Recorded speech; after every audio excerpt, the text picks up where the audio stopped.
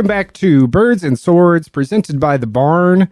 Level 4. It's our first episode of Level 4. Oh my gosh, it still is. Oh my God, I didn't even realize that. Can you imagine? Man. Wow. Yeah, we just finished Level 3.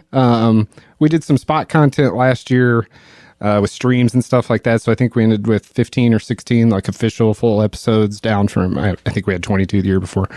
But we've put 3 full seasons of content out there. So this is the first Level 4. Woo! Happy to be back. Today we're going to talk about many things, I guess, but mostly this is going to be centered around strong women in video games and, more importantly, the female protagonists that we've played over the years. That's going to be really, really fun. That's kind of stemming off of some other things. So to kind of explain how we got here, I'm going to kick it to Birds and Swords female protagonist. Alyssa, how are you doing tonight? I'm doing great. I'm super excited that we're doing this episode. Yeah. I really am. I was watching the Game Awards, as most of us were, and they made some announcements of some AAA games with female protagonists, which is super exciting to see more female leads in video games. We want more of it. We need more of it. And it's just great to have that diversity, which we've talked about before. But on top of that, one of them, The Witcher, is a returning character that we know and love. Yeah. And it's exciting to be able to play as this really badass woman that we've kind of watched grow up in the game series. So I think that's super exciting. Yeah. And what was her full name? Zach knew it. Cirilla. Yeah. Cirilla. And they call her that in the game and the show. Yeah. I think. That's my most anticipated. Wow, man. The 3 games we're looking at here. You've got The Witcher, Ghost of Yotei, and we know how good that stuff is, and then Naughty Dog with Intergalactic. Yeah. So do you want to go through these, I guess? So there was some kind of backlash coming off of the Game Awards, I guess, when these 3 were and more were talked about. Yeah. I spend a lot of time online. And, chronically. And there was just a ton of backlash, just in general about women in video games. Just people thinking or projecting that we should just cater to men because mostly men play video games and men don't want to play as women. And so there was just tons of backlash, like immediately that night online. And so where online? Facebook mostly was where I was seeing it. Are you ever on Reddit? Do you Reddit much? Reddit is pretty diverse, I would say. There wasn't so much backlash on that. And that's kind of another thing is I was like, man, do I just surround myself with good people? Like, is the majority of the gaming community really against women? And I started to feel kind of small. And then I was like, no, these people like me are chronically online. They're the first to comment because all they do is play video games and they think they are the only gamer type out there. When you gave it time, there was a lot more support for the women protagonists than not.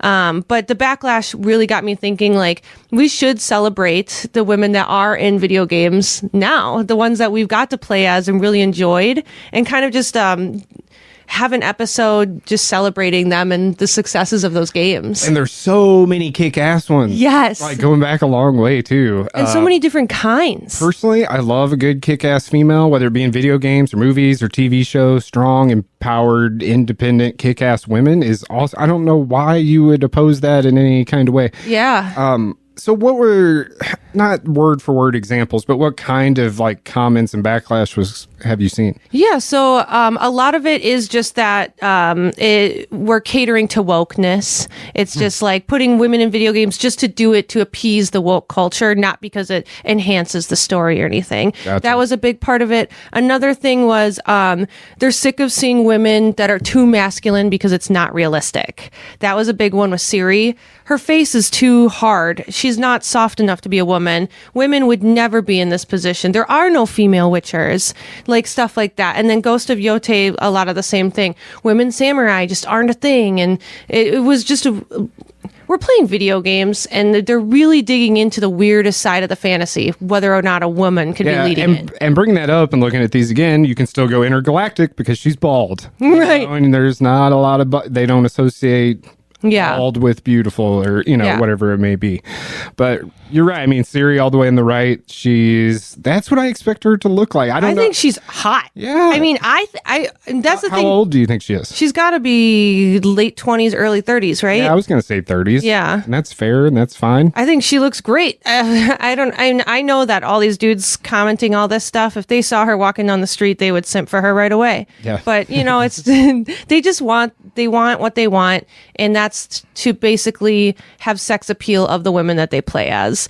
And I have nothing against those kinds of games where you play as a hot woman. I love Tifa. Like, I have no issue with that. But I also really love when we portray women as human beings that are like more on the realistic side. And I think that's where the issue is, and it's a good point as we look at these three, and we don't know a lot about the lead for Ghost of Yote. She's probably in her 20s or something.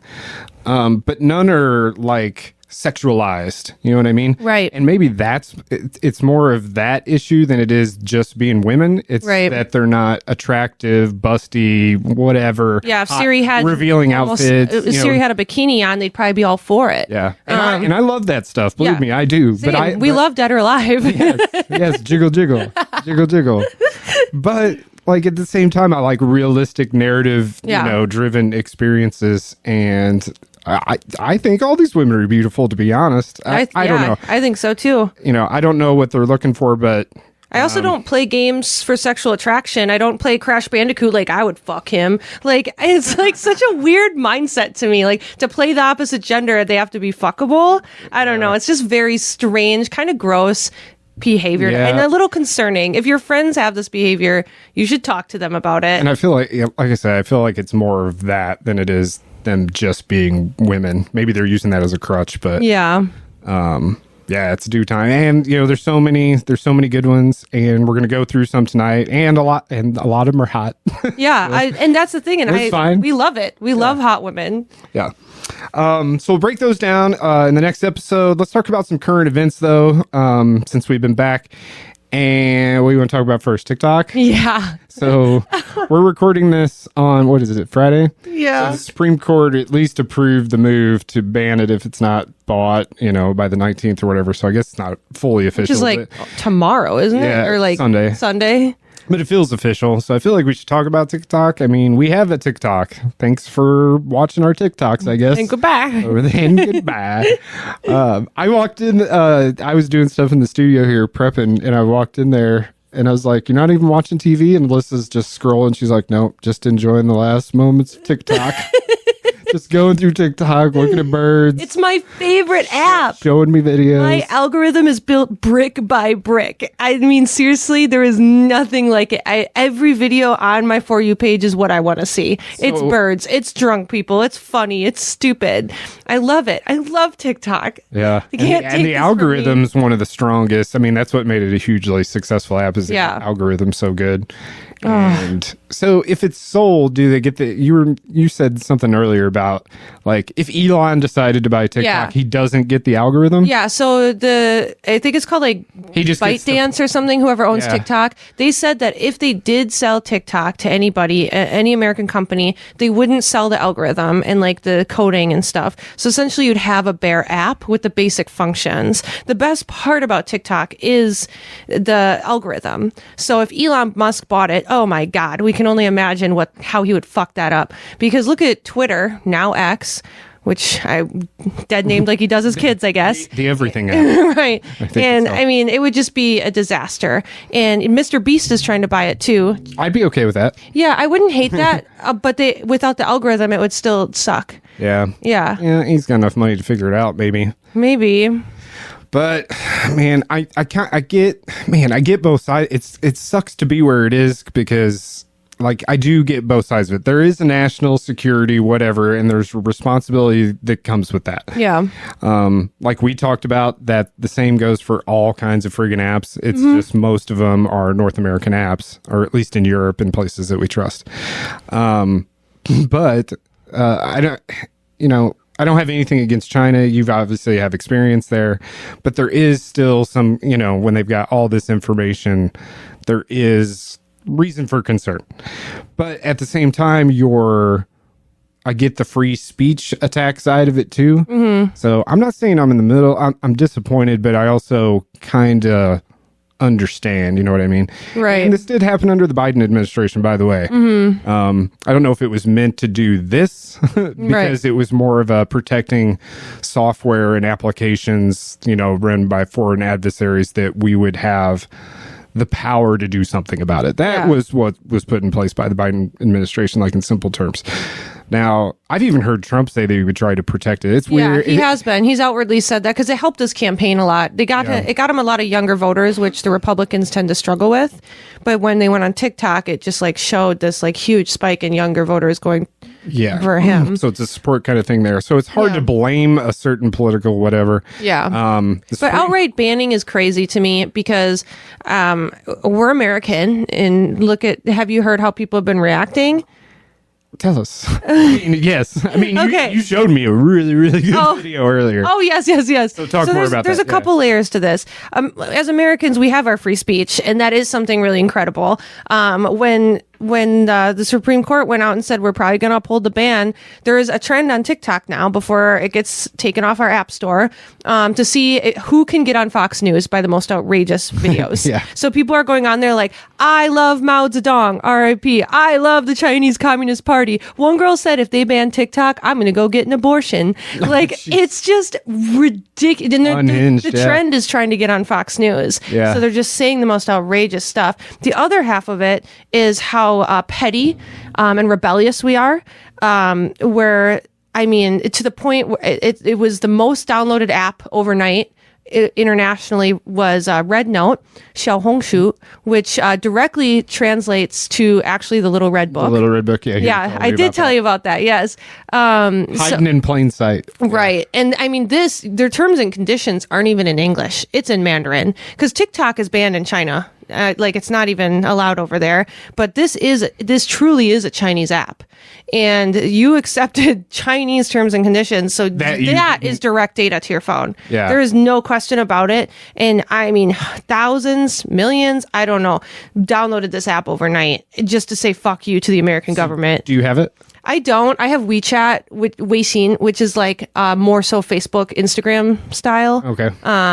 But I haven't downloaded it either. I think my sister they did, have though. My data. I lived there, so I don't have anything to worry about. And I'm not super exciting. They're not going to pull much from me. But it might turn your water off. Or well, Cat's Properties does that enough. Yeah. You don't even have heat right now. Right now, there's no heat in our apartment currently. Again, whatever. In Wisconsin. Third time in the last couple months we haven't had heat. The power went out a couple weeks ago, and I had to walk down 22 flights of stairs because they can't take the elevators. Wow. But one thing that's kind of crazy, and I feel like my long battle of this is over, is trying to tell people that China is not what the media tells it is. Yeah. It's, there's so many people there. They're not all, they show us poverty-stricken, sick, poor, just dumb. And I'm telling you, I lived there, and they are so technologically advanced. Yeah, I don't know if anybody thinks they're dumb. Well, that's how they portray them. It's just really no education. Yeah, that's probably the racist part of it. Yeah. Ching chong, right. That shit. But they are, their culture is so rich. Their cost of living is so low. You don't have to have a job to have healthcare. It's just, honestly, if I had to choose to be American, citizen, or Chinese, I would choose American, hands down. But there's so many things that were kept from us on purpose. And I've been on top of a mountain yelling about it. China's not what you think it is. It is our governments clashing against each other and trying to keep the people apart so that they don't learn about our culture and our freedoms and stuff that the government's hiding from them, and vice versa. And I think, that's a good point. And now these cultures are clashing, and people are learning that they can go out to eat at a really nice dinner and pay for two people for $5. Once you pay off your mortgage, you don't pay taxes. They still have a child limit? So in cities, it's called a 2-child policy. It's not that you can't have more than that. You just pay a fee. Okay. So you can pay for more. Out in the countryside, you can have as many as you want because it's assumed you're living on a farm, so you need the help. So that's the Communist Party, right? Yeah. That's the Communist Party being well, in countryside, you need them for labor. In the city, you don't, so give us some money. So, yeah. So This, what was it called? Something dance, blaze dance, or Bite dance, I think. Bite dance. I think. So are they like owned by the government or anything like that? I get like, no. They have the data, but No. since it's communist China, could they be like forced to get handed over to the government?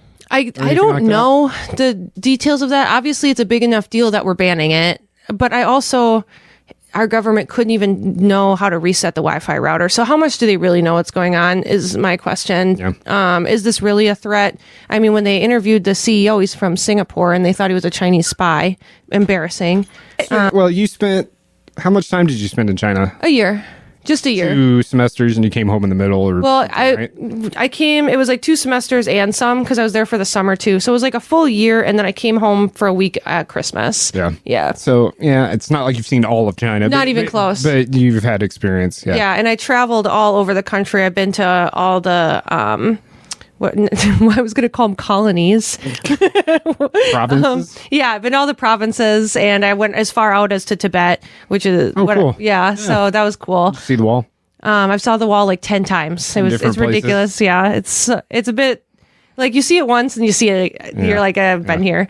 It is really cool. It's beautiful. A lot of dead bodies in the wall. It's a long wall. There's lots of room. Yeah.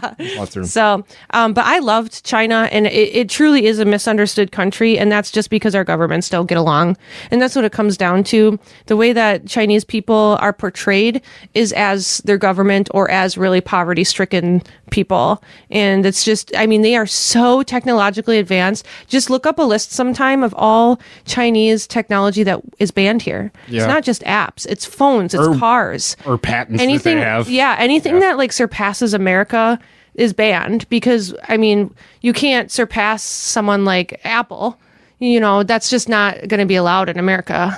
Yeah. So it's all just a big political game, and it sucks because the people there are amazing and so welcoming and kind. The culture is so rich. The food is so good. Everything is so affordable. And like I said, if I had to choose, I would still choose to be American. But it sucks that we have to be stuck in between this political warfare. And you think that's where a lot of the ban comes in? I do. Would you be worried about security? Are you worried about that at all? No. No? They have my data. Yeah. Because I live there. So selfishly, I'm like, I want TikTok. I live there. Let me show you my proof. Let me keep the app. Yeah. Because I think that they're not honest about their priorities, our government. I think that the national security might be a problem, but I think that their true priority is the fact that that they cannot monitor what we're taking in on the media and TikTok. Whereas Meta, I mean, they can monitor all that. They can pay off Zuckerberg as much as they want to make sure we see certain things or don't see certain things. And Elon's in the government now, so who even knows what Twitter is going to look like? I feel that. Yeah, I'm with you. And Zuckerberg lobbies for all sorts of. He's in the government too. All these social media platform CEOs, creators, they're in the government. This is the only app that isn't. So I think their priorities. I think they're lying about them. Yeah, I agree with where you're going. It's just everything is getting mucked up because Facebook doesn't have the fact check anymore. You know, do you see some of those memes? Twitter hasn't had it for a while. Do you see those memes? Mark Zuckerberg, who fucked an ostrich, doesn't believe in fact checking. Yeah. Yeah, it's all fair game now. Yeah, it's all fair game. Yeah. From the video game side of it, though, I mean, TikTok's used for all kinds of shorts and stuff with video games. Yeah. I watch all sorts of like stream cuts from people's streams that they like funny stuff. Yeah, we use it. I do think there'll be another platform. You know, whatever. Everybody will migrate somewhere eventually, and someone else will make a ton of money. Yeah, to an actual Chinese app. Or maybe TikTok survives. Yeah. You know, or maybe there's a delay. Maybe it's gone for a while and then comes back. Who knows? I told Zach I'm going to get my life together because I spend so much time on that app. I'm not going to have anything to do. What are you going to do now? Yeah, I know. I'm like, well, you can scroll reels on just about anything. No. No? No, I do not like the algorithm of Meta. It just does not hit for me. And it's like, I'll see something, because I don't go on Reels like at all anymore, but Zach does. And I'll see something on TikTok, and like 3 to 7 weeks later, Zach will see it in Reels. Because all the best shit on TikTok makes it to Reels in like 3 to 7 business week. days. But Or else you got to pay extra. right. So my algorithm just does an algorithm. I get really weird, cringy videos, stuff I don't give a shit about. I never laugh. It's like I just feel depressed on Reels. Like I'm still scrolling. Here I am. Make me laugh. Well, we'll see. By the time this airs, it could be gone. Could be gone. Yeah. Which is sad. R.I.P. I mean, it's not the end of the world. I'm not that upset about it, but I am. Like, the part of me that lays in bed at night, just like scrolling, is really sad. Yeah, and it's also one of those weird time to be alive type of moments. Like, remember when they banned an entire social app just of people making We've stuff? seen the death of so much, like MySpace, Vine, and now TikTok. Yeah. Like, we've been through it. And 9/11. Napster survived longer than where you steal the music back in the day, or LimeWire. LimeWire was mine. Their lifeline was longer than TikTok, probably. Probably. We were straight up stealing Yeah.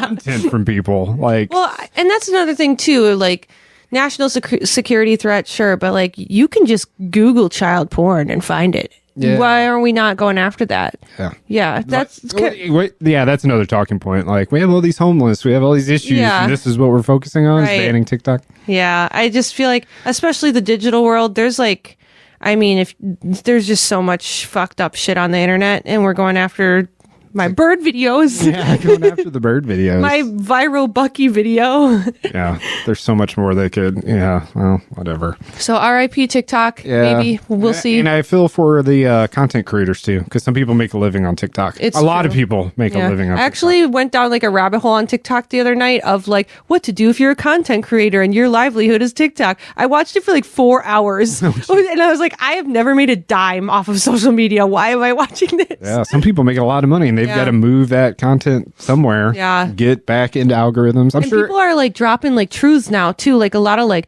fitness TikTokers are being like, my workouts were fake. I'm really? actually on Ozempic. Like it's like Wow. crazy. It's like lawless on TikTok right now. Wow. Yeah, I'm loving it Wow. till I can't. Yeah. At least we're here for the death I'm gonna take rattle. PTO just to watch TikTok. I need off for the last day of TikTok, please.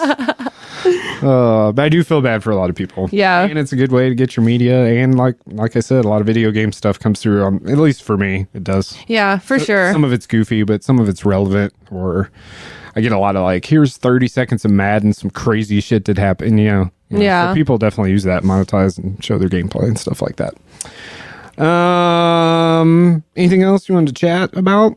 Was it mostly just the death of TikTok? I think mostly the death of TikTok. I thought I had something else to talk about, but I seem to have forgotten it. So Well, I'm still playing Dragon Age, so I have nothing new to update there, except that I feel I'm getting close to the end. And I ooh, haven't been how many playing a hours ton have you logged into it?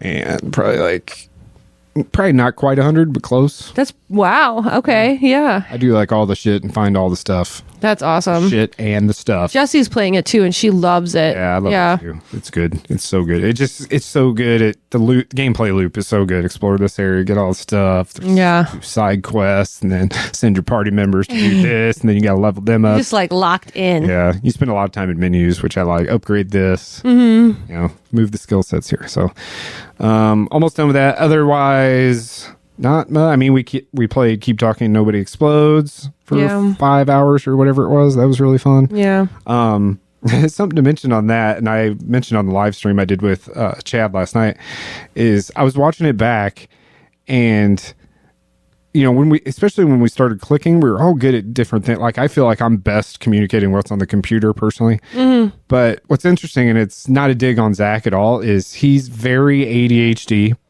like very high functioning ADHD. Yeah. He's a multitasker. Like, once it clicked for him when I was watching it, he's really good at that. Yeah. Because that's the way his brain works anyway. He's constantly shifting from this thing or still thinking about this thing while thinking about a new thing. And he just had it. And it's because that's how his brain works. Yeah. Like, I felt like he was the best out of the three of us, especially like deciphering. That's why I didn't want to go back to the computer, because I felt like he was so good at checking on everything so much. Because we had those like, not naughty. Needy modules. Naughty modules. Naughty little modules. That's what we're calling them from now on, for sure. Naughty modules. Yeah. He was so good at checking in on them so much that like I couldn't have done that because I'm very much a like get this done, like list oriented. He's all over the place, and that's what we needed for that. Yep. Yeah. Man, yeah, he had some really good moments just because that ADHD works for him. So, superpower. Like I said, not a dig on him, but so that was fun. What are you playing? Metaphor. Oh, don't tell me too much. It's amazing. You can just tell me it's really good. It's so good. I haven't gotten it yet. I haven't played it in like a week because I've been busy, but I mean, I played it over Christmas because I took a bunch of PTO off to just like have a break. And I bought it with my Christmas money when it was on sale. And I mean, I put like 50 hours into it, like right away. Just not all day, every day playing that game. It's really good. It's like just such an upgraded version of Persona. Yeah, that's what I've heard. Yeah. And everybody likes it. Yeah, it's so good. Just so tactical. You'll get there. Yeah, I'm glad you're playing it. Well, actually, at this point, I might wait like 6 months to play it. You know, like you do sometimes. Yeah. I might work through some other things first. I've got some other stuff on my list. I really, really want to play it, but I might wait. But that's all I keep hearing. It's good. And then I'm like, don't tell me anything else. Just tell me it's awesome. Then stop talking about it immediately because I want to experience all you everything need to know, for myself. it's really good and everybody's racist. Yeah. Are there any powerful female protagonists? Yes. Oh my God. Yes. I'm so gay. There's some awesome. One certain one or nope? All of them? There's one. She's like because there's different races in the game. I won't give too much away, but they have like angel wings, and she's like a priestess. She's so pretty. She's so pretty. She's like all pastel and cute and pretty and smart. And I really like her. And then there's a playable character that you meet pretty early on. She's like a knight. She's like an elf knight, and she's really cool. She's funny. She sounds like German. She doesn't have the German accent. She just like talks German. Yeah, they took a voice actor from. Yeah, which isn't always. Yeah, that's a good idea. Yeah, makes her different. Cool. So it's super fun. Lots of really powerful women, and cool dudes. Cool dudes. I can't wait to play it. Yes. All right, we'll talk about more powerful women. Level 4. We'll talk about all powerful women right after this.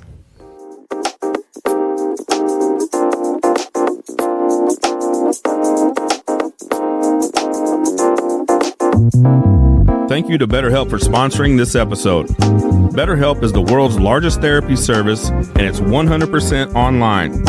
With BetterHelp, you can tap into a network of over 25,000 licensed and experienced therapists who can help you with a wide range of issues. To get started, you just answer a few questions about your needs and preferences in therapy. That way, BetterHelp can match you with the right therapist from their network. Then you can talk to your therapist however you feel comfortable, whether it's via text, chat, phone, or video call. You can message your therapist at any time and schedule live sessions when it's convenient for you. If your therapist isn't the right fit for any reason, you can switch to a new therapist at no additional charge.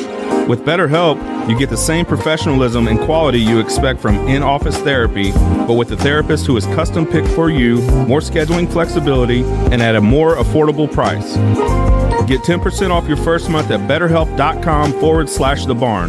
That's BetterHelp, HELP.com/thebarn.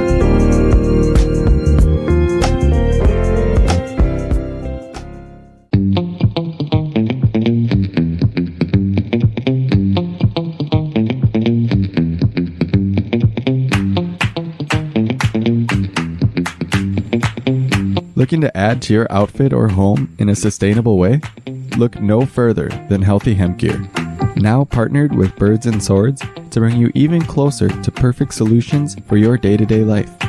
Use code BNS, that's B&S, to get 15% off each order of hemp apparel and home goods, just for being an awesome listener. Go to healthyhempgear.com today to check out apparel that appreciates the earth and you.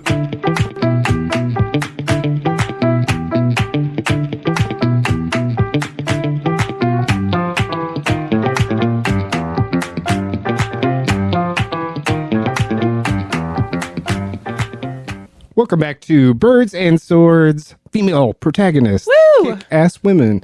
So it seems like maybe this should be sort of a newer thing, but really it's not. Yeah. Really it's not. We're going to go through some of our favorite female protagonists through the years, the ones that meant a lot to us. And not only that, women, female protagonists that really added a lot to gaming, I think, for a lot of people, the industry, the culture of it. So a lot of important female characters that we want to go through tonight.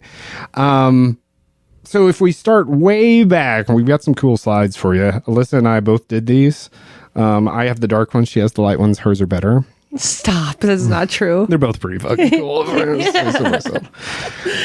empowerment began back in 1986. Samus from Metroid was, probably not, because there's so many like computer ROM games and stuff from way back in the day that had female protagonists, I'm sure. But like the first mainstream one was Samus from Metroid, that NES release. I've got born on dates on mine. So that NES release date was in 1986. I was 4 years old. You were negative. Yeah, I was not even around. Something. And it really set the bar. I want to play the video because it was one of the most shocking videos at the time, because you played the entire game. And basically, this is an alien blast. Is this the original, the 1986 one you're showing a video from? Okay. Yep.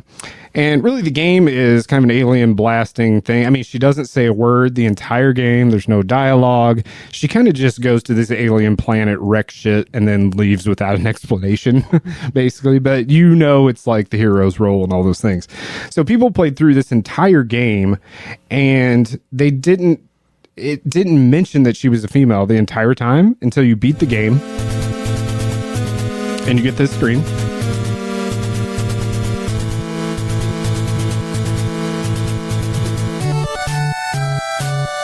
And you find out, oh my gosh, shut up, at the very end, and that's what she looked like? That she was a woman the entire time. I've never seen that. And this was 1986 on Nintendo. It was like revolutionary stuff. That is so because cool. Yeah, and people had no idea. Wow. There wasn't internet. You know what I mean? Yeah. Like, a lot of people found out organically just by playing the game. They didn't know this ahead of time. So you play through the whole game. You get the final cute credits. Too. Yeah, and she's waving happy. Yeah, we did it. Another kick-ass woman. And it's just really interesting that you could go all the way back to 1986 and, you know, they were empowering a female protagonist. And she was a badass. Like I said, she wrecks like a whole entire planet after the Metroid. That's so cool. I didn't know that it was revealed right away in the first game. So I thought that you played in Samus and all these games. Yeah, and there's then, a lot of like, Metroid several games later it was revealed. That's really cool that at the end it was revealed. And it's one of Nintendo's biggest franchises to this day.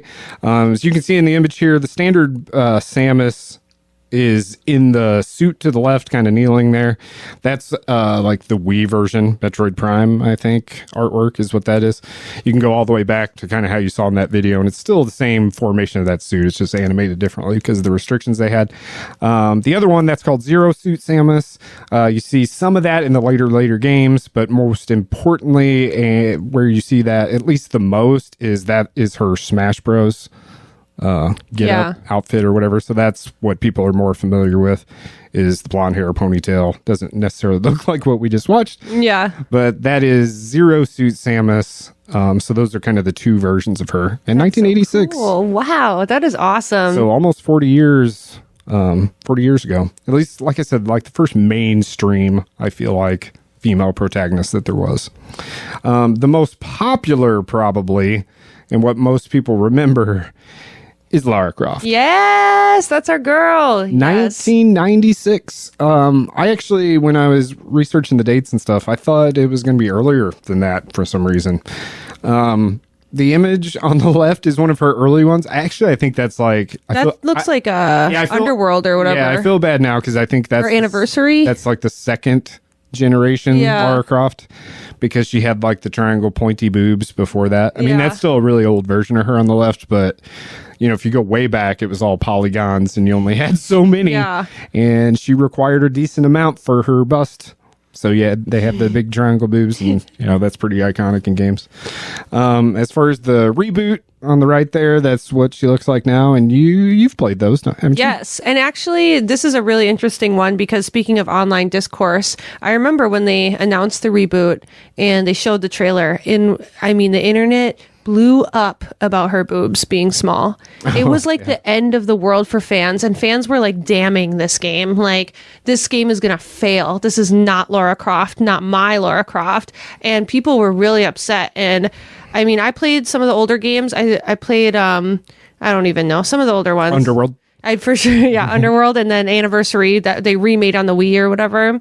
I played a couple, loved them. They were super fun, but this reboot was just insane. Yeah, it's really raw. Yeah, it's so real. She has a lot of emotion. Yeah, and that is what we were talking about earlier, that feeling of like a woman being real and not sexualized. But they just blew it out of the park with this. And when this game came out, everyone shut up because it was undeniably great game. Yeah, oh yeah. And undeniably great series. Kind of like an Uncharted experience. That's what it's the closest to. Definitely. And she's still hot. Kidding me? She's super hot. Yeah, they just downsized her boobs, which is fine. I remember, this is a core memory for me. When they announced the new Lara Croft, this girl went online. I don't know where she posted, Reddit or something, and she was like, "Every year for Halloween, I'm Lara Croft, and now I don't know what I'm gonna do." And everyone was like, "You can still like, having big boobs doesn't take this from you." Like, wow, it was crazy. Even women were upset. But the third game. Did you play the third one? Forgot what it was called. Of the reboot. Yeah, I've played all of them. It was so good. Yeah, the last one's like Mayan Armageddon or something. So good. I was probably a little more detached from that one than I was the other ones, just because the story was super over the top. I loved it. I thought 2 was too boring and too repetitive and all snow. Yeah, I felt like, I was going to say 2 was the one in the snow. Yeah. But amazing. They're all good, though. She's They're all awesome plays. Absolutely. For sure. And she kind of started that, being popular. And she was one of the first probably sexualized characters, too. Yeah, but to be fair, she came out in an era where even the men were sexualized. Like, the dude in games are like buff as shit, right? Yeah. It was like no matter what you were playing, she just fulfilled that era. Especially when like Gears of War came on the scene. Right. Total dude game. Yeah. Good game, but going back, I mean, I played the original first 3 on PlayStation 1. They're really hard to play. If you go back and try to play them now, they're almost impossible. Yeah. But definitely an icon, nonetheless. Yeah. Do you have one for us? I do. So not a super well-known game, but amazing fan base, Beyond Good and Evil. We have Jade. She's a protagonist. This game was on the PlayStation 2, and we've been getting promised a sequel for the past 20 years. But she is essentially like, her role is to take pictures of government and political corruption. So you go through the game and just like try to snap pictures of stuff that's like really fucked up in the world. But also you can take pictures of the cute little animals that wander around. So she's super badass, very independent. She's fighting for good. And she's really cool, like martial artist. She has like a big long stick that she fights with. Yeah, you can see it on her back there. Yeah, she really just takes control of the whole game. She's acrobatic. Everything about her is just really independent and badass. Nice. Really liked her. She looks PS2. I've actually never played that series. Aren't there a couple games? We were promised a sequel, but never got it. One? I think they made like an HD release, but it wasn't even like a remake or remaster. It was just like, it's an HD now. If they remade this game, I would be so happy. I can't even imagine what this game would be like now with today's technology. Yeah, no kidding, especially with taking pictures and stuff like that. Yeah. It was awesome game, super fun for the time, the era that it was, and awesome female protagonist. Yeah, nice. And that's the first look at your artwork. You did the 2-layered, you have like a screenshot behind the character. It's good. It's good. So good. All right. Keeping going along, one of my favorites, and I'm a huge Mortal Kombat fan, so I chose Katana. I do feel like being in the core Mortal Kombat universe that she applies as a protagonist. Yeah. So I think she fits there. Mortal Kombat has more lore than you think it does, and hers is pretty fucked up because her and Melina are sisters. Melina obviously like transfers over to evil and starts killing people, tries to kill her, but they're princesses and they're daughter of the queen, who is Sindel, who is also playable character, and she just has a lot of bad stuff happen to her, and she is on the side of the bad guys, which is called like the Nether Realm, but she never fully feels like that. Like she's got a good of that evil empire. She's the one with like the good heart. Yeah, the moral compass. Yeah, exactly. And she ends up befriending like Liu Kang and stuff later in the game, and in some of the story's convoluted. I won't even get into that, but I feel like she is a strong female protagonist because she's been on both sides of the coin. And plus, she's awesome. Yeah, she cuts people up with the fans. As far as a fighting character, she's so good. So that image on the left is Mortal Kombat 2, which would be 1993 when she was born. She wasn't in the original. In Mortal Kombat 2, there are 3 female ninjas. They almost all look like that same thing. They just like changed the color palette. Except Melina like has her hair in a bun, I think, but she's purple. The body's the same. That's all they had to work with then. And then the one on the right is Mortal Kombat 11, the newest one. She's a little more ethnic, I guess you would say. Yeah. It's like an American. You see her culture more. Yeah, it's an American actress back in the day, or at least model. Yeah. And she's kind of come around from that, but she's so fucking awesome. She's, every time I pick up a new Mortal Kombat, that's who I choose and play with first. Yeah, her You know what I mean? with the guy with the hat. Kung Lao. Kung Lao. Yep, I always play as those two. I love how graceful she is, how good she looks while she's kicking ass. Yeah. And so, you can say that about most of the women in the game, but something about her, the way with the fans. Yeah, she can and the like way she can twirl flip them over. around. Oh, And yeah. She's just so graceful, light on her feet, and she's really quick. I love playing as her because of her speed. Yeah, and her designs are always some of my favorite to see from the games because I just love the way they interpret her character each time a game comes out. I love her so much. I love her. And I remember, I think I've mentioned before, I played Mortal Kombat 2 like on the arcade in Walmart while my mom was shopping and stuff. And I still remember forward, high punch, and low punch. There were 4 buttons. It was high punch, low punch, high kick, low kick. Oh my gosh. And I still remember the forward, both the buttons to throw her fan. And I was 10 years old. That's so fun. I thought it was so cool. So I love Katana. She had to be mentioned tonight. And she'd kick everybody's ass on this list. Yes. By the way. Absolutely. Lightning. This is a really good slide too. Thank you. Got all the gangs there. The gang's all there. So the thing about picking women protagonists for me was I have a lot of favorites in the Final Fantasy series. I could have listed off 1 or 2 women from every Final Fantasy game I played other than 16. And Lightning, though, to me, was the protagonist of the story. So she was very much at the front line of the plot. And she was such a strong leader, super badass, very commander style. She just like her whole getup is awesome. Her sword is a gun. Yeah, that's a plus. Yeah, that was definitely a plus of those games. And I like the game itself with 13 was too easy. The gameplay was just like press A, press X, whatever you're playing on. But I really enjoyed the story. The graphics felt ahead of its time, and it was really cool to see the brooding protagonist that's so super emo to be a woman finally. Yeah. It's always like an emo man. Now we got an emo woman.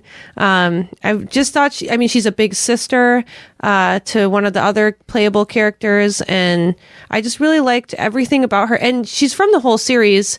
I don't remember 3. I don't even know if I played Lightning Returns.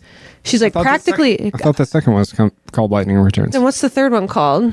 Lightning Returns. Again. I have no idea. Lightning Leaves. Lightning Returns. That is definitely one. Lightning Returns might be the second one now that you say that.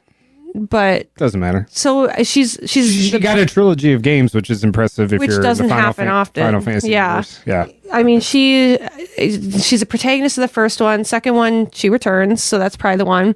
And then the third one, she's the protagonist. Yeah, she's the only playable character in it.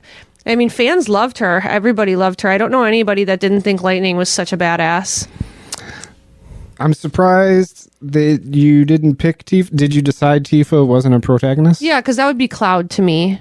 Yeah. Because I think the story centers around him in that universe. And same thing for like Final Fantasy X. I have Riku and Lulu that I really like, but it centers around Tidus. I chuckle like every time you say Tidus because it sounds like Teat. Tidus. Teats. Teats. Teats. Teetsus. Well, I thought it was Titus my whole like child life, and then I heard the creators talking about him once, and they said Titus out loud, and You're like, well, that's it. I was like, well, I was creator wrong. I says feel like that. it's like learning your religion was not true. Yeah. Like, Yeah. That's cool, though. I have only played the first game.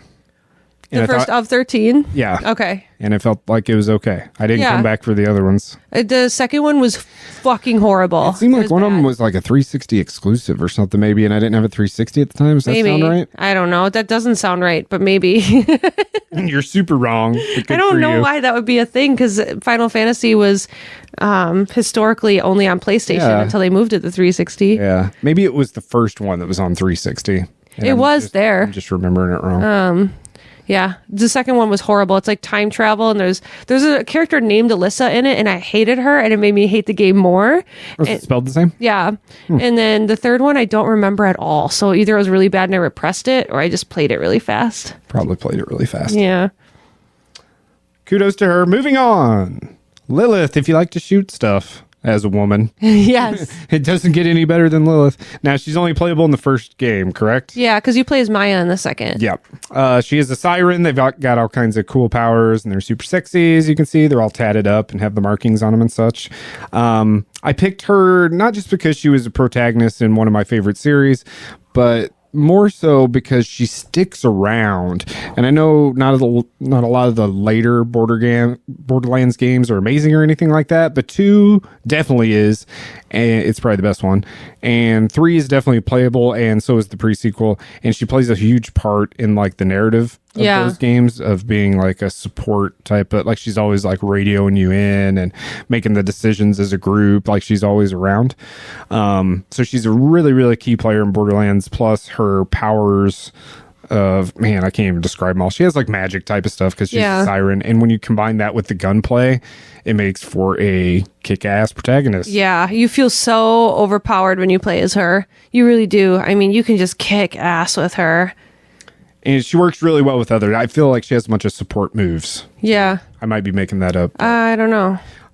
This is Borderlands 1 art. She does change, like her hair changes or something, I want to say. I think she it looks gets a little longer, different. Yeah, maybe more intense. Yeah, I but- don't feel like it's flying out to the side like that. Yeah. She's awesome. I really love the Borderlands games, and she's just such a baddie the whole time. Good pick for sure. Nice. You know what game I don't like, but you do? Oh, what game is that? Mirror's Edge. Really? You didn't like it? Nah, mm-mm. No, not at all. Nope. Wow, I love Mirror's I Edge. thought it was silly, but go ahead. I really like Faith from Mirror's Edge. She is awesome. Yeah. I'll give her that. She's all Yeah. over the place. Parkour. I really loved the first game. So what's interesting about the first game is the first time I ever played it was at like a party. Maybe it was in like college or high school or something. And everybody was playing it, and I got handed the controller, and you're just playing this badass that's just scaling the city, climbing over things, rolling around, doing flips, punching guards. You feel so cool. And then you realize that it's a girl. And to me, I was like, Yeah, the game's in first person. yeah. So how long into it do you find that out? I don't know, because Or- I was just at the party and picked up the controller. You can see your hands because Yeah. a lot of parkour, so you're like grabbing, Yeah. pushing off or whatever. And maybe there was sound, like she might like, Yeah, like yeah, grunt. that's what I was gonna say, like- yeah, but we were at a party, so I couldn't hear it. So I just like didn't know until I don't even know what happened. But I was like, oh, there was like a cutscene maybe or something, and I was just super floored because. Especially like I feel like parkour particularly is like a big male community. There's a lot of really badass women in it, but it's pretty male dominated as far as I know. So to have like this protagonist be the lead of the parkour game, Yeah. I thought that was so cool. And she's just like She looks like she's modeled after a real person to me. she does, yeah. I don't know if that's true or not. Yeah. Yeah, the gloves. Yeah, you can see like the glovey hands. Yeah. That's like all you can see when you're playing, or maybe you can see some of your feet. Sometimes you see your feet when you like roll, I think. Yeah, but it really just, I don't know. It came off as cheesy and simple to me or something. Like it should have been some kind of demo thing. I don't know. I mean, that's how I felt it about the didn't grab second me. game. The second game I couldn't stand. I thought it was horrible. It just didn't feel like they improved on anything, and they tried to do online play, and it didn't make any sense how they did it. So they focused on the online, which was a flop, and then the story was just like super thrown together. So does Faith have like Does she have voice actors? Like, is Yeah. she a silent character? No, does she's not talk? silent. She has lines in both Okay. games. Yeah. Okay. And there's, like in the second game, she has like full cutscenes and stuff that you see her and everything. Okay. So, yeah, I love that game. Yeah, she does look like a badass. Yeah. More power to her. What do I have? Do I have anything next? What are we on, Jay? Should be. Yeah, oh yeah. You talk about the. We got. I was like, I don't want to spoil it. spoilers. Starts with the. Guess this character. It is Clementine. Yes. From the well, there's a lot of Walking Deads. She's in 3 of them. Yeah, I think so. She might be in more. I don't know. The main one was the Telltale Walking Dead, the first one. Yeah. So tell everybody why we're looking at this little girl here. Because she's a badass. I mean, actually, in the first one, you don't play as her really until the end.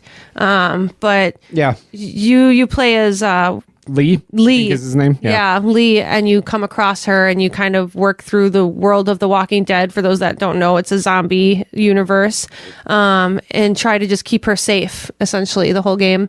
But you do play as her later on in the game, and then the following games are all about her. And she really is this little girl that just takes the dying world into her hands and survives. And she has to make these insane choices as like a small child. So cute. She's so adorable. Especially in the first one. Yeah. And the game is all, I mean, you can walk around. That's about it. Other than walking around, maybe picking something up. Yeah. It's all dialogue choice driven, and Yeah. all of those choices are timed. Yeah, and she judges you based off those choices. Yep. And then you get to be her and make those choices. And sometimes they're severe. As we were talking earlier, I was like, remember in the first Walking Dead when I forget who the person was, so I'm not even spoiling it. Something happens at that fence at the farm, and you have to make a choice, and someone dies because of it. Yeah. And that's when you realize how real that game is. Yeah. And it's all cell shaded. You know, it's kind of, grabbing from the graphic. Is it a graphic novel or a comic? The comics, yeah. It pulls directly. It's the same world. So for example, you run into Glenn in the game, but he's modeled after the comics instead of the actor from the live show. So Gotcha. yeah. Gotcha. It is the best version of Walking Dead. I know a lot of people love the show, and it is a good show. But man, this really tugs at you, especially when you have to make those choices. Yeah. And especially with the little girl's life on the line, like Clementine, and she's so brave. Yeah, she's so cute and so sweet. Yeah. So, we couldn't not mention her.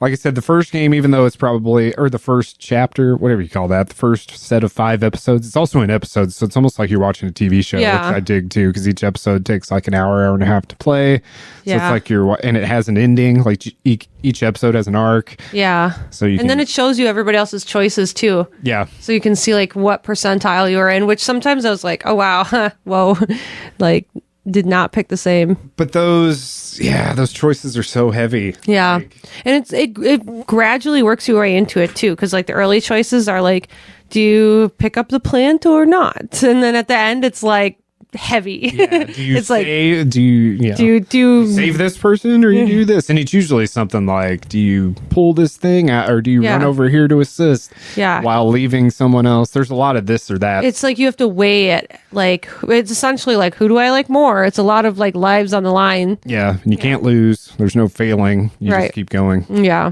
But she's so cute and so brave. And then she becomes a badass, Yep. throughout the series. I have her tattooed on my leg. She doesn't die in the first one. You do? Really? Mm-hmm. I've probably seen it. Yeah, Is probably. it just her head?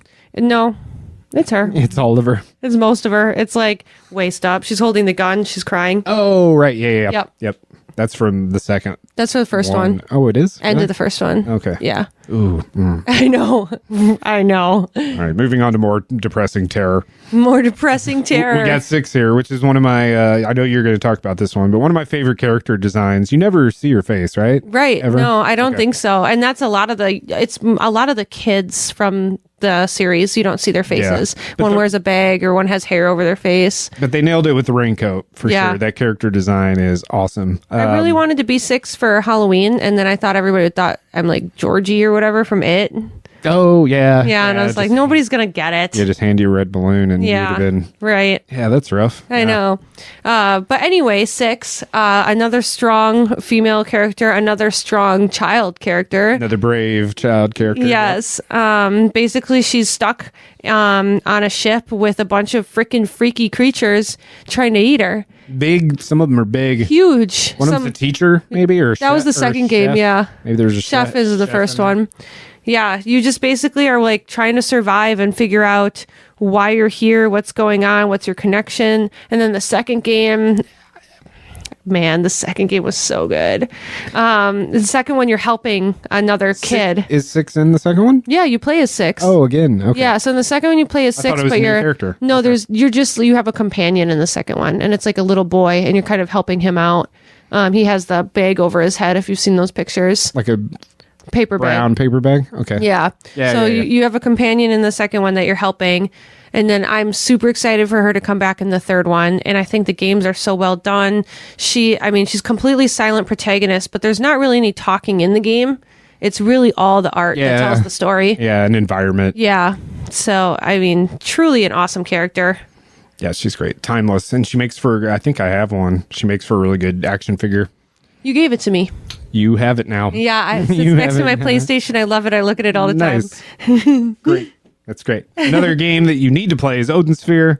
Velvet was my favorite character. You basically in Odin Sphere you play like 6 different stories. It's a storybook type of game. Yeah. So like even within the menus and when you change characters, you have to like go into this cozy little library and there's a little cat in there. Aww. And then you can like grab the book and then you like sit on the chair and you open up the book and it's story time and it gives you like the first couple pages and then it like throws you into the game.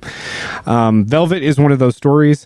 Why I chose her is because of that ass right there. Good reason. But why I chose her is she's unique. Well, first of all, I love her combat style. You can see her weapon there. She's got the chains with like the gems on the end of it. So she has real fast, furious gameplay, almost like Kratos with Chains of Olympus. That's awesome. Similar type of stuff. Now, Odin Sphere is a side-scrolling 2D game. So side-scrolling brawler. Doesn't exist in a 3D environment. That allows them to do cool stuff with the animation. This is an Atlas game who makes Metaphor. The development team is called Vanillaware. They've done Dragon's Crown and a couple other games that all look like this. But anyway, why I chose Velvet, aside from her combat, is she has a really cool storyline. It's really heavy on story. She is a princess also, but she's also a witch. And if you know that and now you look at her again, you're like, yep, I see the witch in there. I was going to ask if she was like a witch or a sorceress or something. Yep, so she's very much like playing both sides of the coin, and there's a lot of turmoil and conflict there. So she has a really, really cool story. And everybody in that game is kind of sweet on the surface, but I feel like she really fits a really good medium of her character and how she portrays it based on who she is playing both sides. So you almost get like 2 sides of her sometimes. Her story was my favorite of the 6, and you definitely need to play that game. I want to play it. Actually, everybody go play that game. I went on the PlayStation Store. If you have PlayStation Plus, it's free. I don't really... Oh, I do. Oh, you do? Yeah. Fucking, yep. Okay. Download it. Right. Yeah, PlayStation... Remind me when I get home. PlayStation Plus, it's free. I just haven't subscribed to, I don't know, I'm like $60 for a year, and I haven't been doing it. I always forget that I have the subscription and it renews automatically. Oh, well, yeah, so it just got I don't want to do it. And it's actually called, this version that's remade that's playable on current consoles is called Odin Sphere Lethrasir. There's a bunch of consonants in a row. It's like F-T-H-R. F-T-H-R. Like, how do you say it? Lethrasir. Download that, play it. It's so fantastic. Storytelling's great. The gameplay's great, especially if you like the old school side-scrolling stuff. So good. I love her already. Sold. Velvet. And I think there's 3 men, 2 females, and a rabbit. Oh, a rabbit is love one that of there's a rabbit. And he's awesome too. He's like Prince something. It's really good stuff. Back to a more realistic type of thing. Well, speaking of ass. Speaking another photo that we chose with, Yes. with the butt. couldn't help it with Chloe. Chloe from the Uncharted series. I mean, I have her listed as Lost Legacy because that was her game, but she came into it earlier. I think it was the second or third game that she shows up, and she's one of Nathan Drake's love interests. She's a treasure hunter from Australia. She's a badass. She's got an ass. She's just a really cool. I mean, she's from day one when she's introduced as a side character. She's just super likable. Really, just assist the plot, assist the gameplay. But then she got her own game, Lost Legacy. It's pretty short compared to the other ones. I think it's only like 6 It is a standalone. It's not like a DLC. It's a standalone full game, but it's like 7 hours. But I really enjoyed it. I feel like she should have ended up with Nathan Drake and not the videographer chick. Elena, is that her name? Yeah. Yeah, you don't like Elena. No, I don't. I think Chloe's way more badass. Team Chloe. Yeah, Team Chloe right here. But she's a baddie to the point where she got her own game, Treasure Hunter. She does all the Nathan Drake stuff, but as a hot woman, and I think that's pretty cool. Yeah, and she plays a cool role in the other games when you see her. I mean, you don't see her a ton. Well, is she even in the third one? Yeah, in the fourth she's mentioned, I think. I don't think she shows up. The fourth is the newest one. Yeah. Whatever the newest one is, I don't feel like she's in that. But I think she comes in on the second or third one. Yeah, second one for sure. Yeah, because so then she comes back, but she's a baddie. She is a baddie. I like her. And a good pick. Another indie game. I told you to play Odin Sphere. That's not an indie game, but you should go play that. A game that I told you to play that you did play and you ended up enjoying was Spiritfarer, right? So good. I recommend this to everyone. Ah, man, you should. And it's what's their tagline? A cozy game about dying. Yeah, that sounds right. Is on their advertisements, just that one sentence, cozy game about dying. But Stella is the protagonist in that game, and she plays a very important role, which is the Spiritfarer, which is basically within the lore of the game, and maybe they took from some real life something, probably did. She basically ushers people, it's almost like limbo for a little while. She ushers people into the afterlife that have died in real life, and then she even like takes them in a boat down to the what's that whole thing called? You played through the game, like when they actually die. Gate. It's like the gate. I don't know. Yeah, moving on. The moving on. I think that's what they call it, is moving on. Yeah. They never say dying the entire game. I don't think. It's all about moving on. So basically, you have this big boat, and it's what do you call that game? It's almost like a Harvest Moon type of thing where you maintain the boat. Oh, it's like a base builder. Yeah. So you're like cozy, super cozy. Yeah, you're like harvesting crops and keeping everything going. But you also have rooms that residents can stay in. There are all these different kinds of animals that were actually humans in the real world. So you get these side stories that are really cool. And it's like, this guy's a big goofy frog, but he was really this gentleman that was upper class and didn't feel like he meant to be there. And he had friends that were lower class, all of this heavy stuff. And you basically spend time with them and talk to them. And sometimes you dock the boat and get off on these levels and go explore things with them.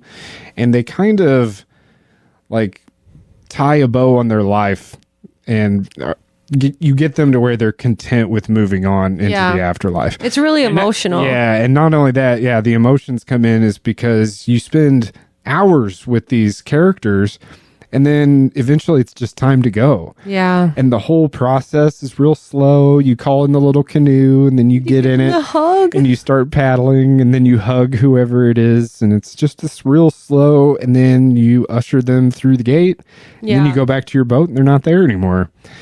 And man, it really tugs at all of that. And Stella is high spirit, positive. I feel like she didn't ask for any of this because it really doesn't explain any of that. Yeah. It's this cozy little game, but she's not really, she didn't ask for any of it. So she does such a good job, and she's such a caring caretaker of all those people. And then it's a different kind of strong female. Yes. Yeah. That like motherly vibe, which is really important. Yeah. And really cool to portray, because sometimes that's harder to portray. Yeah, it's almost like I don't know why this came into my brain when you said that, but it's almost like if you ask like Will Ferrell, it's like easier to do drama than it is comedy. Yeah. Like it's harder to do comedy. It's the same kind of vibe. Yeah, it's I agree. harder to pull that off than it is. Yeah, it's easier to do badass than motherly and loving. Yeah. Yeah.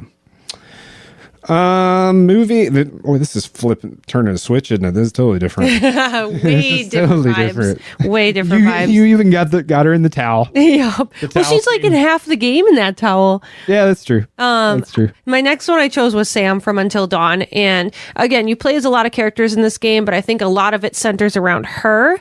And it might just have to do with the fact that she's such a strong character, so powerful, so brave, and she spends a lot of the time in the game alone. She pushes the plot along in most of the instances, but she is like this game. It will always be one of my favorite horror games ever made. I can't brag about it enough because it calls your bluff of putting all these stereotypical teenagers in a stereotypical cabin in the woods with stereotypical things happening from a horror movie to you.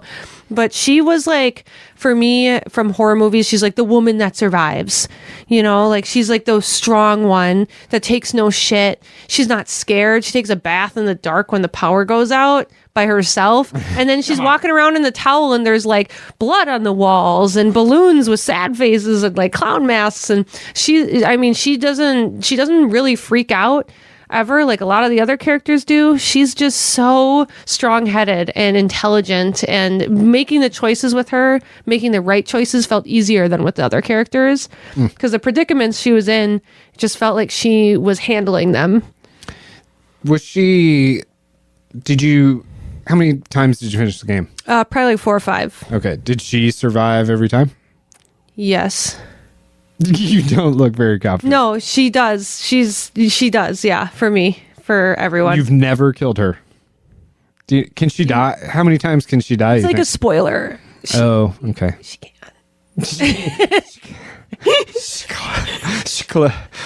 Okay. All right. But What's her name? Hayden Panettiere. She was real popular around that time. don't Actually, I know. think this was a try to revitalize my career type of situation. I want to say. okay, well, she killed it. I've played the game too, and I liked her too. I liked what's his name? Rami Malek. He's in that game too, which is crazy because he's an Oscar-winning actor now. Is he the one that's like the hot one? He's got bug eyes, dark hair. He played Freddie Mercury in the Queen movie. I probably think of the same guy. I wouldn't know, but he's like the one that goes to like the asylum place with the dogs. I think so. Okay. Kind of like a Pete Davidson type. Like if I could describe. Man, now we're getting further from it. I'll show you me later. Sam. All right. Sam. Here's another game I had you play. You're welcome. Yes, I think, right? I think. Near Automata 2B. Why don't you talk about 2B?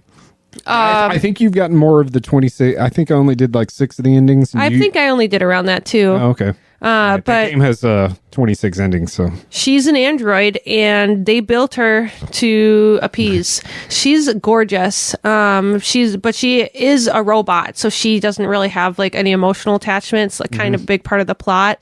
But everything about the gameplay with her is so, again, a lot like Katana, so graceful, so smooth. She's just really pretty to watch while she battles, but also just super powerful and really just logical.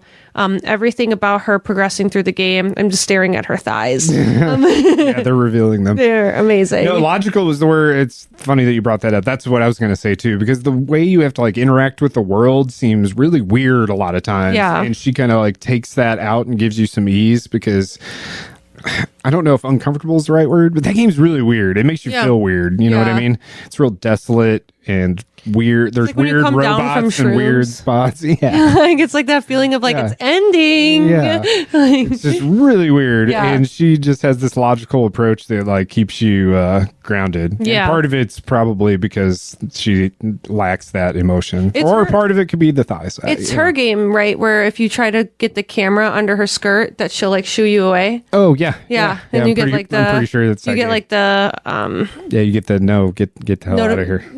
award. What is The what award? The naughty No, it's naughty like module award. achievement. You get the achievement. Oh, right. Yeah, Okay. and it's like, what are you doing or something? I totally didn't know where you were. No, I couldn't figure it out either. But she's super awesome, super beautiful. Really a good example of those characters that are like sex appeal, powerful. Gotcha. Yep. Totally agree. Woo! Totally agree. And those games are so killer. Even the first one's awesome. They've made a remake of that one. But if you haven't played those, go play both of them. Super good. Oh, That's all. that's it. We love her. Bayonetta, speaking of that ass again, More ass. and hair. I'm a big fan of hair, and this game is all about hair. Look at that hair. She like uses it in battle and It's everything. like it's her clothes and her weapons and everything, and her heels are guns. I mean, Ooh, yeah. There's so many killer moves where she's like doing cartwheels and somersaults. another and the guns are super going off. graceful, sexy character. I always say she looks like Sarah Palin to me. Yeah, she got the glasses. Yeah, it says, but she's a really good example of sexy and powerful, kind of like 2B.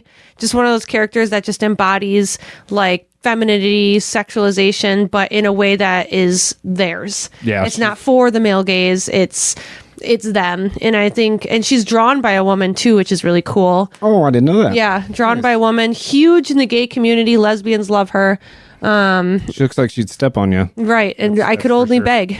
She's super confident, super powerful, acrobatic. Maybe is a good adjective. Did you have the weapons that were like the gun skates on her Yeah, shoes? yeah. Oh, Oh, yeah. that was so cool. Yeah, she just keeps getting better and better Yeah. and better. And she cuts her hair in the second one, but it works because she can still use it. It's Yeah, weird. like it's like a weird extends or she, something, She or gets she can like do- gayer, like her appearance, because they realized how gay the game was once it released. I think because women just ate her up. Yeah. So they're like, let's make her gayer. I And feel they like did. I feel like she's like 6 feet tall too. Yeah. Well, especially in those heels too. She's like 8. Yeah, She tall. dominating. No one stands a chance. Dominatrix. Really fun game too, and a high octane kind of hack and slash type of feel. Some big, huge boss battles. that Yeah, make you very feel Devil May awesome. Cry, made by the same guy. Yeah, I can't say I really remember like the story at all though. She's a witch, yeah, and she's, that's like, true. fighting- She is witch. angels or something similar, like the evil angels or something. The Conflict. second game, I didn't care about the plot at all, but she looked great. Yeah, that's more of a game that you get to play anyway. Yeah. All right, let's give Little Misfortune her due since I just flew past it last time. So Little Misfortune and her full name. Man, I should have wrote down her full name. Her first name is Misfortune. It's like Misfortune, and then she has a middle name. I forget what it is, and then it's Hernandez. I want to say. So her name literally is Misfortune. No So way. That's why I put that on there. I really am your little misfortune. Talk about a brave little. All the little girls that we've mentioned have been extremely brave. Yeah. In different ways, because Little Misfortune doesn't really know. I mean, you got a voice in your head, and Yeah. it's telling you to do things. Well, she's not only brave, but she's optimistic. Yeah. The that's whole true. time. She just like, I mean, things are dying at her feet, and she doesn't get it. Yeah. Naive. There's a positive, like, fun tone in her voice almost always.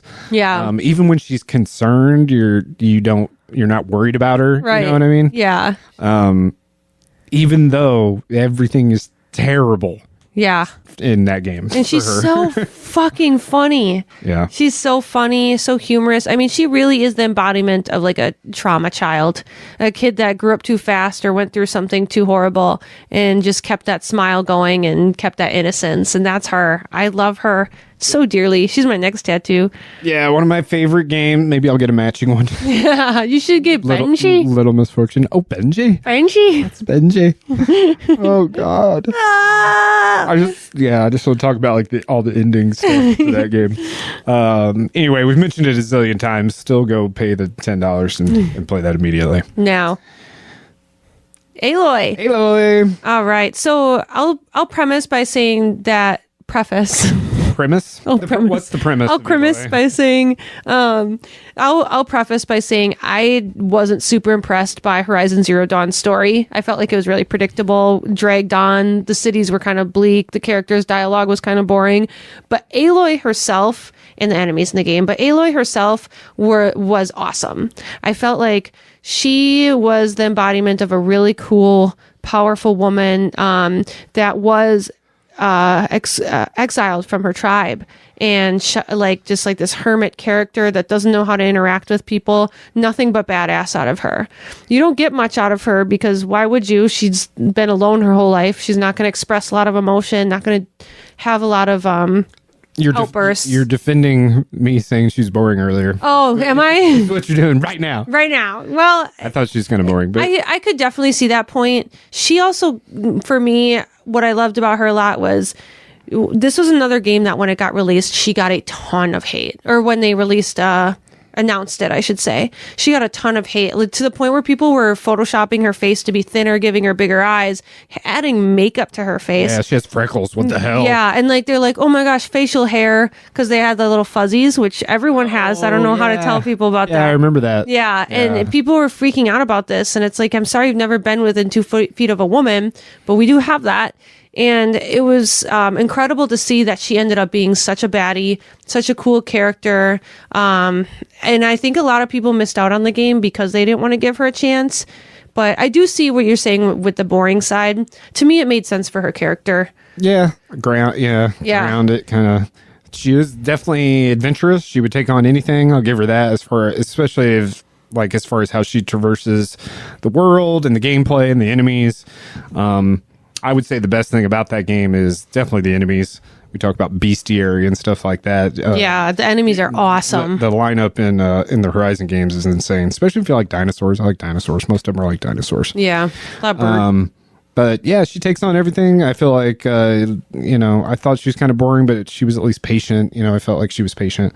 But she's she's obviously one of the top female heroes right now. I mean, we're going to get another one of those games. I haven't played the second one yet. You should. It's really good. I will. It's good. I haven't played this one at all. So I hope I don't pronounce it wrong. Senua or Senua. I'm not sure. I think it's Senua. I think it's Senua. I played the first one and absolutely loved it. What I really love about her is that other than the fact that she's a strong female protagonist, she is one of the first video game characters to outwardly give us exposure to mental illness. She portrayed psychosis throughout the game. Oh, really? Yes. Yeah, I didn't even know that. And also like chronic anxiety. It really is. So you have to play the game. And I mean this, you have to play the game with a headset because you hear voices that she's hearing while she's going through her plot.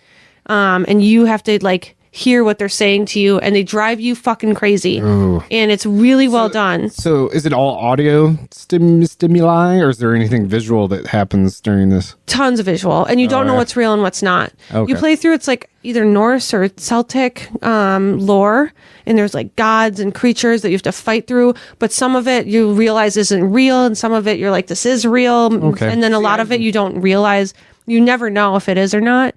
And it's playing through a mental illness of psychosis. It's so well done, and she's such a strong character. And I say this because she gets through this game going through what she does, and I mean to the point where like the anxiety she has, like every time you die in the game, a mark goes up your arm, and once your arm is covered, you have to start the game over. Oh, really? Yes. That's cool. the anxiety part of the game, is like you don't want to die too many times. You have to start the whole game over.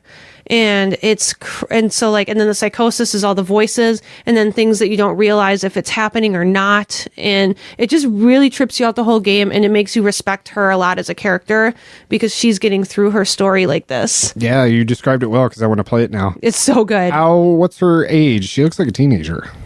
No idea. Not a teenager? I don't know what her age is. It's got to be, I don't know, actually. I played it. It was one of my lockdown games, and I haven't played the second one yet. Yeah, I knew there was a second one. It's a very popular series, and she's a popular character. It's so well done. I can't recommend it enough. And it's not super long. It's not a big commitment. Okay. I should do it. Yeah. I should do it. Everyone should do it. Let's move on to, we talked about Walking Dead and the choice-based game, so here's another one of those. Yes. So talking about the last one with Senua being like another ode to mental illness in games, then when you like cross over like that, you have women and mental illness. Now we have women and queer. And Bayonetta kind of did the same a little bit. But I think with Life is Strange, that was a big opening for the queer community in video games. Because Max, the protagonist, was openly gay, openly discovering herself.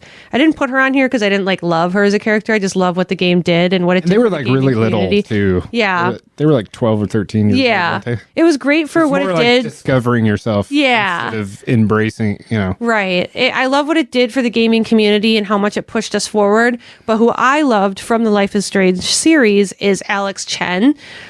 She was a fantastic representation of bisexuality and also empathy.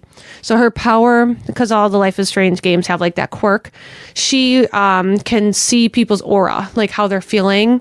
Like their emotion, and like if you're really pissed off, there's red around you, and she can Their true alter colors. that. Yeah, exactly. So she can alter that and work with that, and sometimes it affects her, and that's kind of her power, is like altering people's moods and auras and understanding them more. It was just a really good story, a lot like Telltale, where there's nothing but choices throughout the game.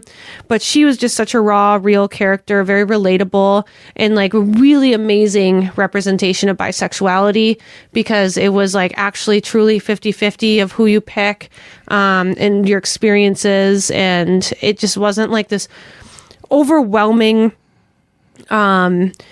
oh my God, I'm bisexual. Do I like men or I like women? It was just like organically meeting people and like deciding you like Deciding them what or you you want. don't. And she was very down to earth.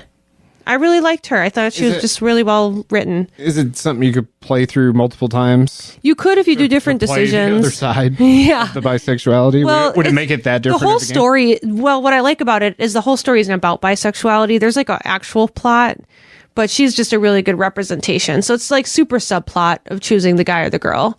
So you could play and make different decisions, but your sexuality won't almost change There's anything. probably a different achievement for both, though. Probably, yeah. It's like a weird thing to do to people, though. Right. Play the other side. I've only played. This is weird. Michaela let me borrow it. She wanted my opinion on playing.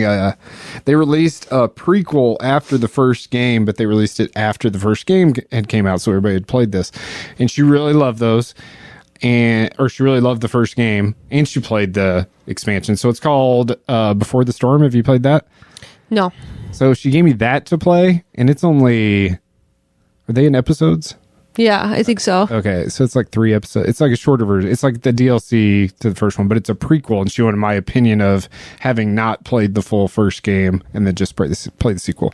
So that's all I've played, and I really, really liked it. And I know, but a big thing that I noticed was how good the soundtrack was. Oh, I love the It, like, has soundtrack. all, All like- the games are so good. like real music they took Yeah. from like real artists that probably aren't any major artists, but people that were really good that need to be noticed. Like I feel like someone worked really hard on finding the right songs and Yeah. people to perform the songs. A lot of work went into that, and you can tell. But the game was really well done. I don't know why I haven't gone back and played the other ones. This one was my favorite, True Colors. For and there's sure. one with guys too, right? And there's Yeah, one it's like a with superhero two one or brothers. something. Yeah. It's probably strange. Current times. Speaking of strange. Pretty current times. I Yeah. guess. One of my favorite games of all time ever made, Alan Wake 2. Another kind of controversial character, Saga Anderson. She's an FBI agent that gets called to the murder scene before all the paranormal stuff starts coming out to light.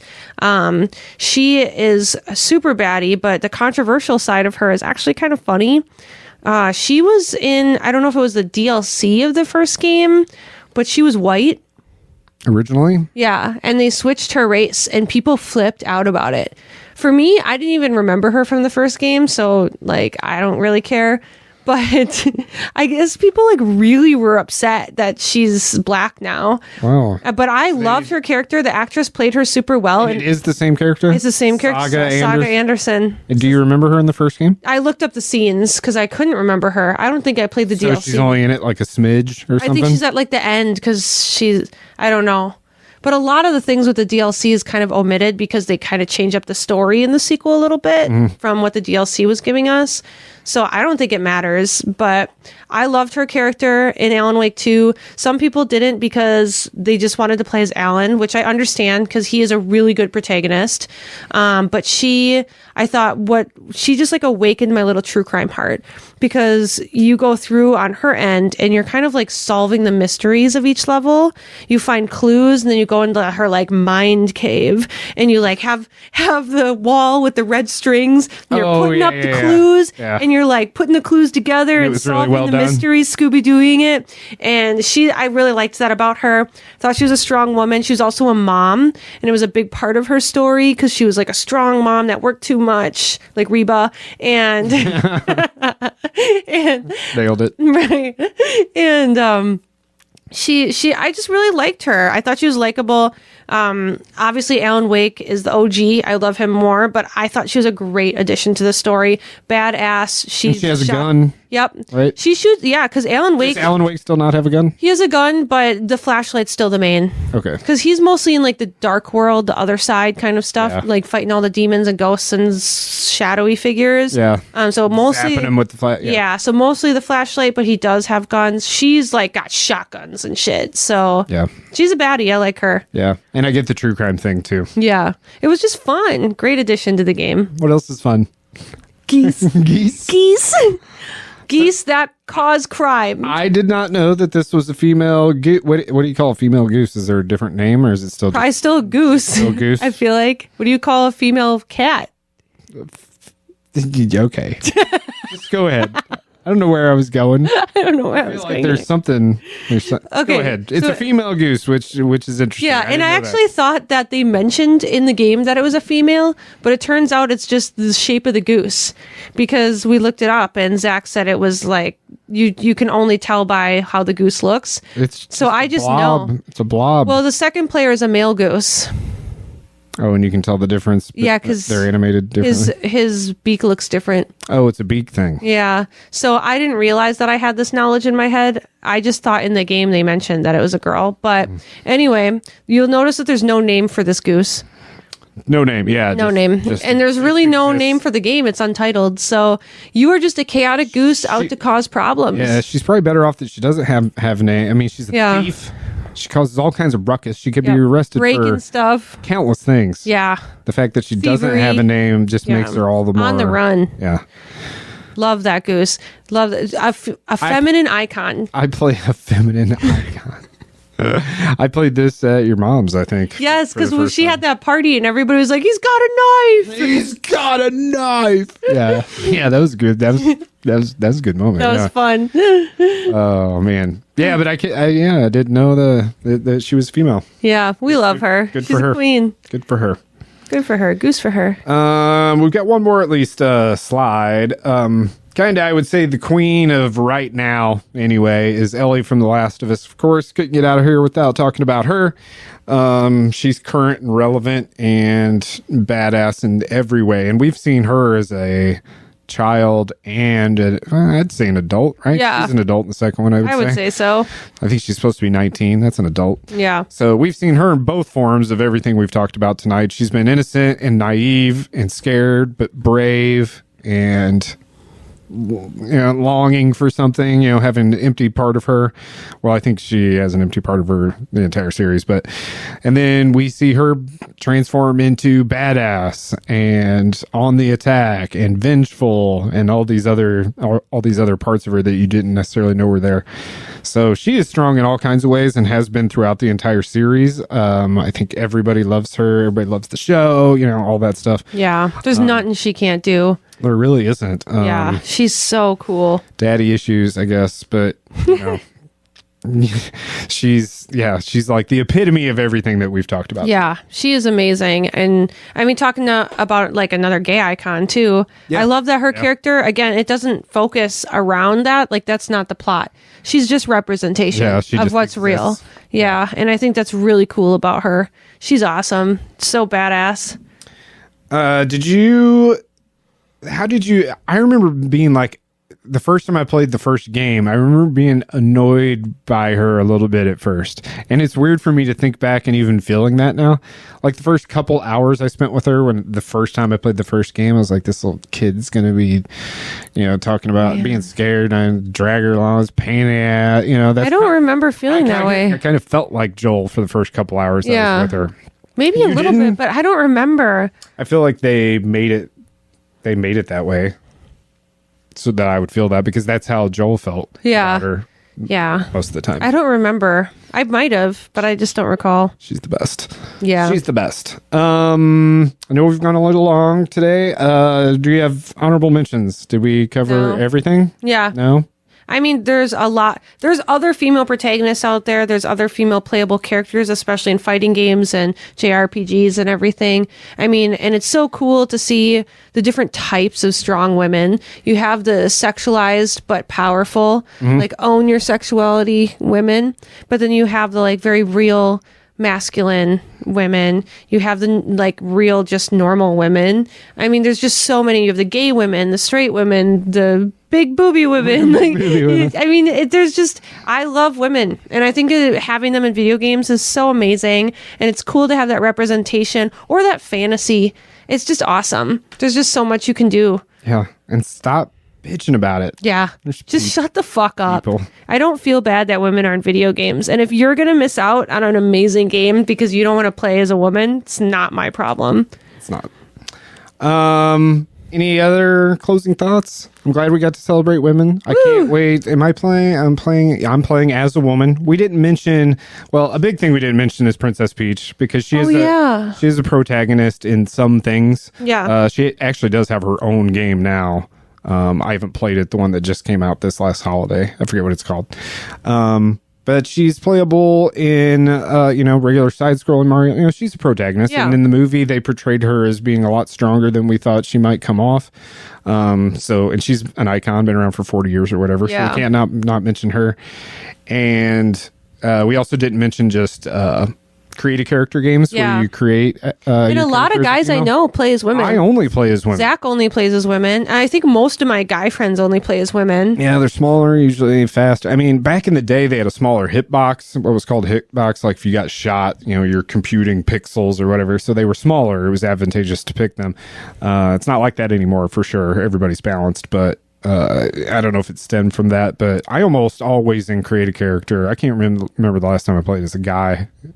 Ever. I've never played as a guy when I've had a choice. Yeah. Plus, I just was never a fan of that. Make somebody look like yourself. Make yourself so it looks like you're in the game. I was never all about that, and people do that. Oh, I try to make it look like how I want to look. But I just play random whatever the game offers me that's cool. Like Dragon Age has really cool hair, so I went wild with the hair. Yeah. And it just kind of formed. You know what I mean?